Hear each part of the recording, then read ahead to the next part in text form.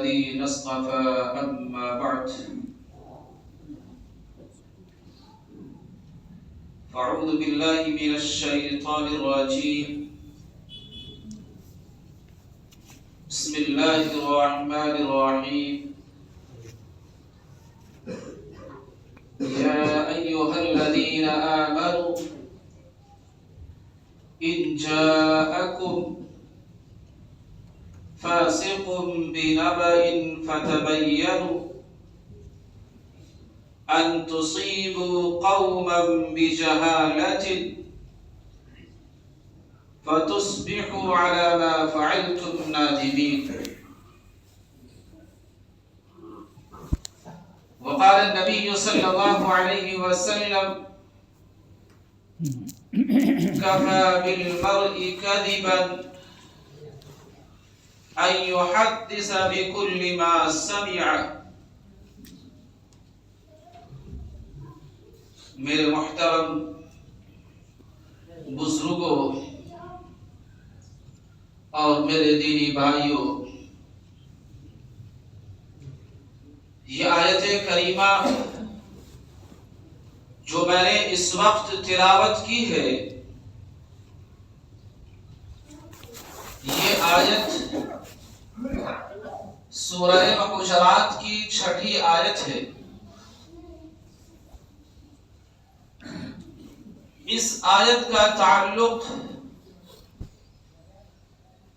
اس بات سے ہے کہ آج کا میڈیا کتنا سچ اور کتنا جھوٹ۔ میرے دوستو، اس آیت کریمہ کے اندر اللہ رب العزت نے اہل ایمان کو، مومنوں کو یہ خطاب کیا ہے کہ یا ایھا الذین آمنوا، اے ایمان والو، اے وہ لوگو جو اللہ پر، یوم آخرت پر، حشر و نشر پر اور مرنے کے بعد دوبارہ زندہ کیے جانے پر ایمان رکھتے ہو، ان جاءکم فاسق، کہ اگر تمہارے پاس کوئی فاسق و فاجر شخص بنبأ، کوئی خبر لے کر کے آئے، اس خبر کا تعلق خواہ دین سے ہو یا دنیا سے ہو، پہلے اس خبر کی تحقیق کر لیا کرو، اس خبر کے بارے میں غور و فکر کر لیا کرو، اس میسج کو، اس پیغام کو، اس خبر کو آگے بڑھانے سے پہلے اس خبر کی سچائی، غلط یا صحیح ہونے کی تحقیق کر لیا کرو۔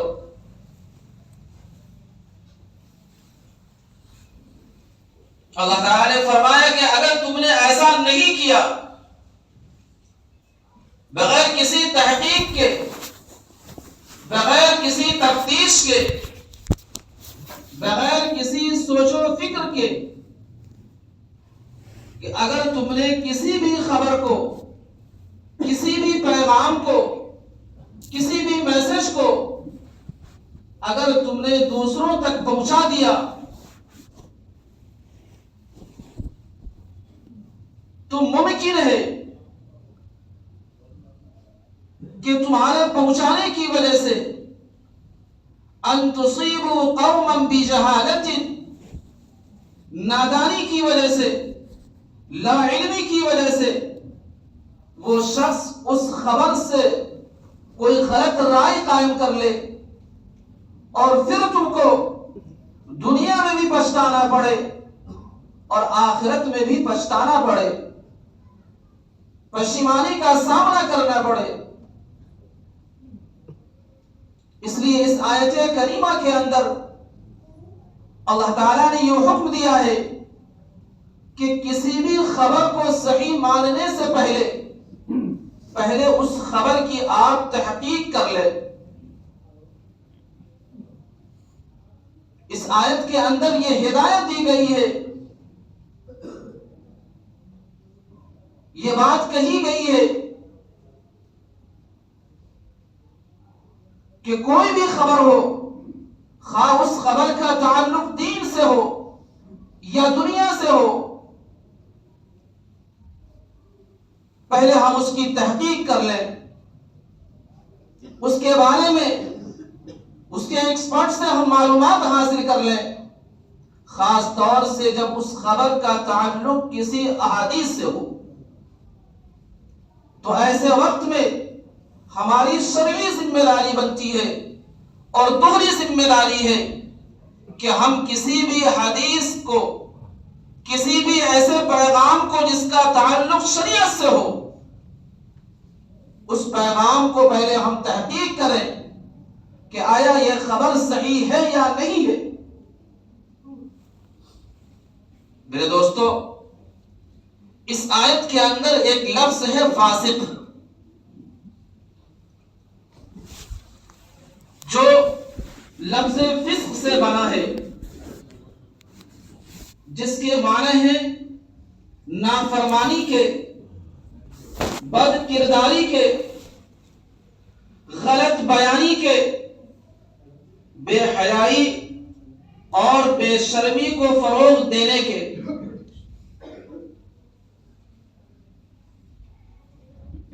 اب اگر کسی بھی شخص کے اندر یہ صفت اگر پائی جاتی ہے تو یہ سمجھا جائے گا کہ وہ شخص فاسق و فاجر ہے۔ جیسے منافق کی علامت اللہ کے نبی صلی اللہ علیہ وسلم نے احادیث میں بیان فرمائی کہ منافق کی 3 علامتیں ہیں، کہ منافق جب بولتا ہے تو جھوٹ بولتا ہے، جب کسی سے کوئی وعدہ کرتا ہے تو وعدہ خلافی کرتا ہے، جب اس کے پاس کوئی امانت رکھائی جاتی ہے تو اس امانت میں خیانت کرتا ہے۔ بعض روایتوں میں یہ بھی آیا ہے کہ اگر وہ کسی سے جھگڑا کرتا ہے تو گالی گلوچ اور بد کلامی پر اتر آتا ہے۔ حدیث میں ہے کہ اگر ان 4 صفاتوں میں سے، ان 4 علامتوں میں سے کوئی ایک علامت اگر کسی شخص کے اندر پائی جا رہی ہے تو یہ سمجھا جائے گا کہ نفاق کی ایک علامت، ایک صفت اس شخص کے اندر موجود ہے۔ اور اگر نفاق کی یہ 4 علامتیں اگر اس شخص کے اندر پائی جائیں گی تو یہ سمجھا جائے گا کہ یہ شخص پکا منافق ہے۔ میرے دوستو، اس آیت کریمہ کے اندر جو بات کہی گئی ہے، اس کی روشنی میں اگر ہم کسی بھی خبر کو، کسی بھی پیغام کو، کسی بھی میسج کو اگر ہم نے تحقیق کیے بغیر اس پر یقین کر لیا تو یقیناً اس کا نتیجہ یہی نکلے گا جو اس آیت کریمہ کے اندر ہمیں آگاہ کیا جا رہا ہے، کہ اگر اس خبر کی بنیاد پر اگر ہم نے غلط فیصلے لے لیے تو ہمیں شرمندگی کا سامنا کرنا پڑے گا، ہمیں پچھتانا پڑے گا۔ اس لیے میرے دوستو، آج ہمارے معاشرے کے اندر، آج ہمارے سماج کے اندر جو لوٹ مار ہے، جو تشدد اور دہشت گردی ہے، جو خونریزی اور خونآشامی ہے، آج ہمارے معاشرے کے اندر، ہمارے سماج کے اندر کسی بھی صحیح چیز کو غلط بتانا اور غلط چیز کو صحیح قرار دینا، اجالے کو اندھیرا اور اندھیرے کو اجالا بتانا، آج اسی فاسقانہ میڈیا پر، اسی فاسقانہ خبر پر یقین کر لینے کا نتیجہ ہے۔ میرے دوستو، ایک چھوٹی سی مثال ہے۔ آج آپ سب کو معلوم ہے کہ امریکہ کے اندر پچھلے 2 ہفتے سے جو آگ لگی ہوئی ہے، جس آگ کو قابو کرنے کے لیے بڑے بڑے وسائل اختیار کیے جا رہے ہیں،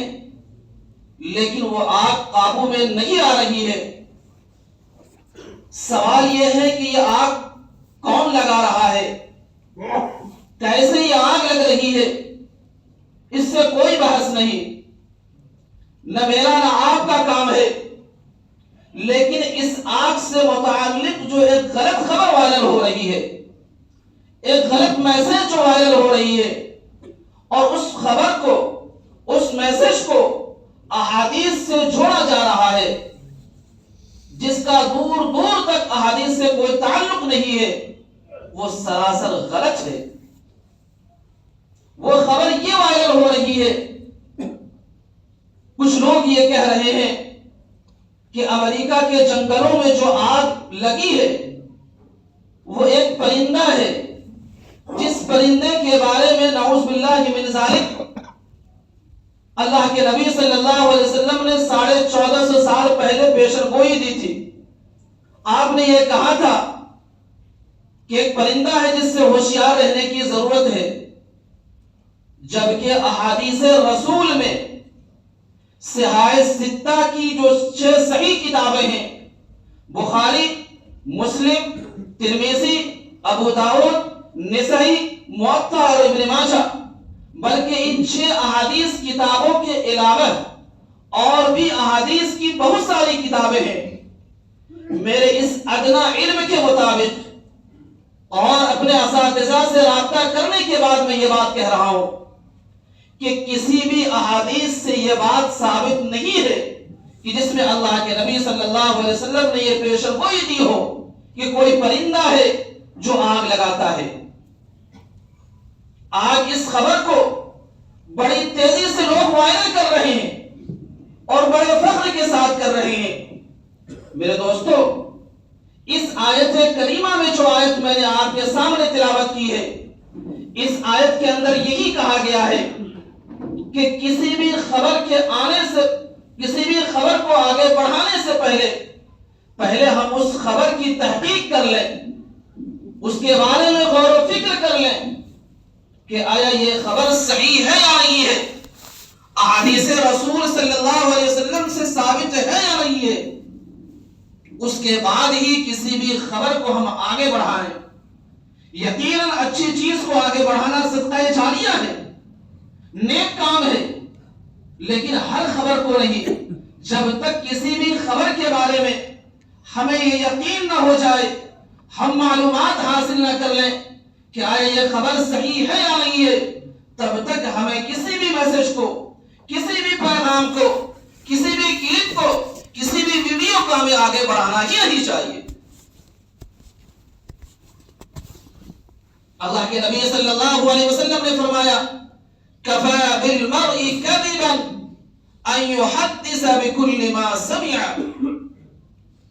کہ انسان کے جھوٹا ہونے کے لیے اتنا ہی کافی ہے کہ وہ ہر سنی سنائی بات کو فوراً نقل کر دے۔ آج اس احادیث کی روشنی میں اگر دیکھا جائے تو یہ کہا جا سکتا ہے کہ ہم میں سے ہر شخص جھوٹا ہے۔ خبر پڑھتا ہے، فوراً بغیر کسی تحقیق کے نقل کر دیتا ہے، ویڈیوز دیکھتا ہے، بغیر کسی تحقیق کے آگے فارورڈ کر دیتا ہے، کوئی خبر سنتا ہے فوراً اس کو آگے بڑھا دیتا ہے بغیر کسی تحقیق کے، بغیر کسی تفتیش کے، بغیر کسی معلومات کے۔ اگر اس آیت کریمہ کی روشنی میں اور احادیث نبویہ کی روشنی میں اگر دیکھا جائے تو ہم میں سے ہر شخص جھوٹا ہے۔ میرے دوستو، آج جو ہم اس طریقے سے ہر خبر کو آگے بڑھا دیتے ہیں، ہمارا یہ عمل گناہ میں شامل ہے، اور اس کے ذریعے سے ہم گناہ کر رہے ہیں، کیونکہ اللہ تعالیٰ نے قرآن کریم کے اندر فرمایا ان الذین یحبون ان تشیع الفاحشہ، کہ جو لوگ غلط خبر کو بڑھانا چاہتے ہیں، لہم عذاب علیم، کہ ان کے لیے دردناک عذاب ہے۔ اس لیے میرے دوستوں، ہمیں چاہیے کہ کوئی بھی خبر ہو پہلے ہم مقامی علماء سے رابطہ کریں، خاص طور سے جب اس کا تعلق احادیث نبویہ سے ہو۔ ہم تو یہ سوچ کر آگے فارورڈ کر رہے ہیں کہ ہمیں ثواب ملے گا، لیکن وہ چیز غلط ہے تو آپ کو ثواب کہاں سے ملے گا؟ اس لیے ہمیں چاہیے کہ ہم پہلے غور و فکر کر لیں، چونکہ عام طور سے لوگوں کا مزاج بنا ہوا ہے کہ کوئی بھی کلپ کہیں سے آئی، کوئی بھی میسج، کوئی پیغام پہنچا، فوراً ایک دوسرے کو آگے بڑھا دیتے ہیں۔ میرے دوستو، خاص طور سے اگر کسی میسج کا تعلق، کسی پیغام کا تعلق، کسی خبر کا تعلق اگر کسی مسلمان کی تصویر سے ہو، کسی مسلمان کی شبیہ سے ہو، کہ اگر کسی چیز کے اندر اس کسی مسلمان کی ہجو بیان کی گئی ہو، اسلام کی برائی بیان کی گئی ہو، تو ایسے خبر کو پھیلانے کی نہیں بلکہ ایسے خبر کو چھپانے کی ضرورت ہے۔ اللہ کے نبی صلی اللہ علیہ وسلم نے فرمایا من ستر مسلما سترہ اللہ یوم القیامہ، کہ جو شخص کسی کے عیب کو چھپائے گا تو کل قیامت کے دن اللہ رب العزت اس کے عیوب کو چھپائیں گے۔ میرے دوستو، اللہ کے نبی صلی اللہ علیہ وسلم نے فرمایا المسلم مرآۃ المسلم، مسلمان کا آئینہ ہے۔ کیا آپ نے آئینے کو دیکھا کہ کوئی آئینہ چیختا اور چلاتا ہو، آپ کی کمیاں دوسروں سے ظاہر کر رہا ہو، آپ کی برائیاں دوسروں کے سامنے ڈھول پیٹ کر کے کر رہا ہو؟ کبھی نہیں۔ اللہ کے نبی صلی اللہ علیہ وسلم کی اس حدیث کا مطلب یہی ہے المسلم مرآۃ المسلم، کہ جس طریقے سے ایک آئینہ انسان کے چہرے کے خد و خال کو خاموشی کے ساتھ، اس کے چہرے کی کمیوں کو خاموشی کے ساتھ اجاگر کرتا ہے، جب ہم آفس جانے کے لیے آئینے کے سامنے کھڑے ہوتے ہیں تو آئینے کے سامنے جب ہم کھڑے ہوتے ہیں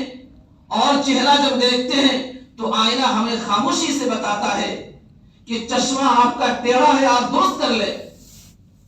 آپ کے چہرے پر داغ دھبا ہے، آپ اس کو صاف کر لیں، آپ کی داڑھی بکھری ہوئی ہے، آپ کنگھا کر لیں، آپ کی موچیں ابھری ہوئی ہیں، آپ اس کو درست کر لیں۔